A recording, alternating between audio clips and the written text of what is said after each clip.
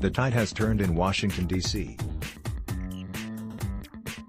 Donald Trump's decision to tear gas peaceful protesters outside the White House for the sake of a church photo op has received massive pushback from military and church leaders alike. Trump has since gone on defense, building a fence around the White House and laying low.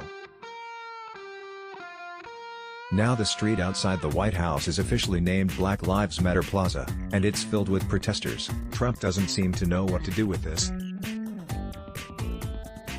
He's publicly lashed out at the mayor of Washington, D.C., but he has yet to specifically acknowledge the street's new name, or the fact that it now says Black Lives Matter in giant yellow letters. As can be clearly seen from TV coverage, the protesters are largely enjoying themselves, now that law enforcement is no longer agitating things. All that Trump could come up with tonight on Twitter was this: much smaller crowd in D.C. than anticipated. National Guard, Secret Service, and D.C. police have been doing a fantastic job.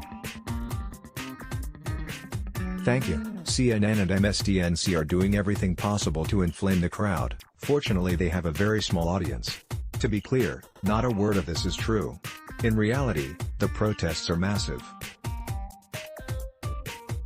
Based on the overhead camera shots, it appears more people have shown up outside the White House to protest against Trump than showed up to his inauguration, and no one, other than Trump himself, is trying to inflame anything.